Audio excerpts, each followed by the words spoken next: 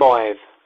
John George Haigh was hanged on the 10th of August 1949 at the age of 40. Haigh was commonly known as the Acid Bath Murderer. He was an English serial killer in the 1940s. John George Haigh was born on 24th of July 1909 in Stamford, Lincolnshire. His family moved to Outwood, West Yorkshire, where John Haigh spent the next 24 years of his life. He was brought up in an extremely religious household where references to the Lord were used frequently to remind the young Haigh he was always observed by a higher and disapproving deity. Haigh claimed that his childhood was bleak and lonely. His only friends were his few pets, a tall fence around his house put up by his father to keep out prying eyes or any social contact with the outside world. Haigh's parents were very religious. According to Haigh Sr., the world was evil and the family needed to keep themselves separate. John Haigh's father had also told him that the blue blemish on his own head had been the result of him sinning in his youth. It's not surprising that Haigh would be terrified of developing a similar sign of the devil for any bad behaviour. He was told by his dad that his mother had no mark, as she was an angel. It is believed that a turning point in the boy's young mind was when he started to lie and was not caught, and he realised that no such blemish would appear, despite having lied and committed some other questionable behaviour. He then started to believe that he was invincible and could get away with anything. Many years later, John Haigh was convicted for murdering 6 people, but he did make claims of actually killing 9 people.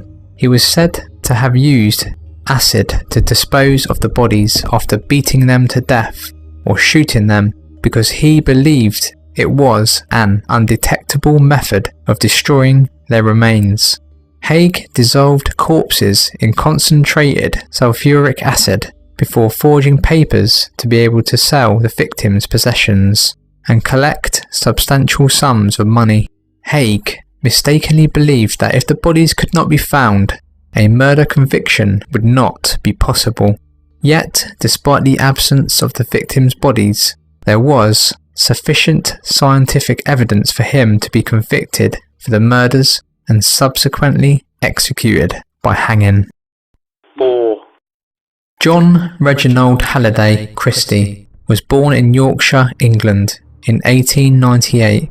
He was known as a British serial killer who murdered at least 6 women, including his wife. He grew up in a household largely dominated by his disciplined father and a very overprotective mother and sisters. Christie grew up to be a sexually dysfunctional, control-obsessed hypochondriac with a huge dislike of women. He left school at 15, and during World War I he served as a signalman. He was involved in a mustard gas attack that he claimed blinded him temporarily and caused hysterical muteness that lasted over 3 years, although some believe that this loss of speech was simply a means to gain attention. His earlier sexual dysfunction and control issues precluded any normal sexual relations, and he started to frequent prostitutes from the age of 19. This muteness did not, however, prevent his marriage in 1920 to Ethel Simpson Waddington. Christie's sexual difficulties remained. His visits to prostitutes continued regularly beyond his wedding day. Christie, who had become a postman, was sent to prison for 3 months for stealing postal orders, and 2 years later he was put on probation for violent behaviour. He also left Ethel around this time and moved to London, leaving her to support herself in Sheffield. By the age of 29 he was back in prison on theft charges, and he spent 9 months incarcerated before moving in with a prostitute, then a further 6 months inside for assaulting her. He was also suspected of other assaults on women, but no charges were brought.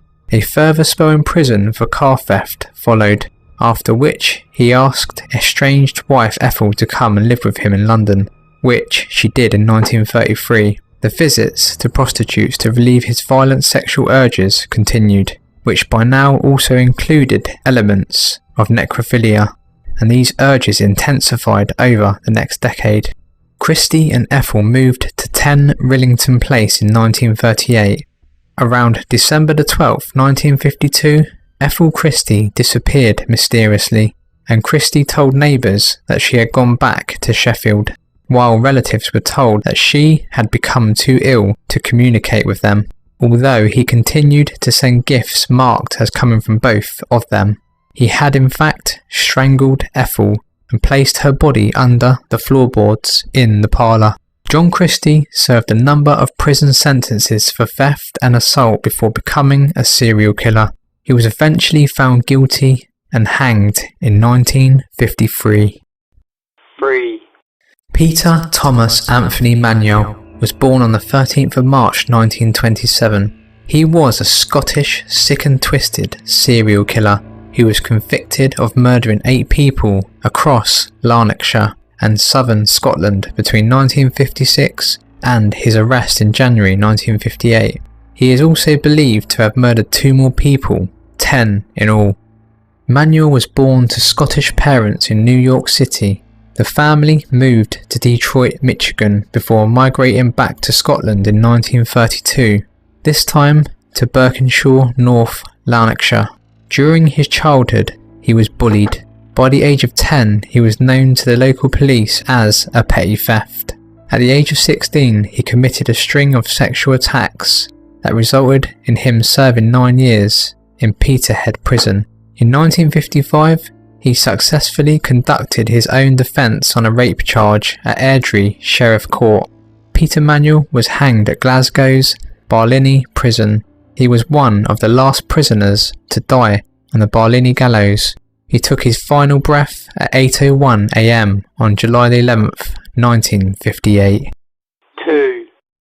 Dennis Andrew Nilsen was born the 23rd of November 1945. He is a British serial killer and necrophiliac, also known as the Muswell Hill murderer and the Kindly Killer.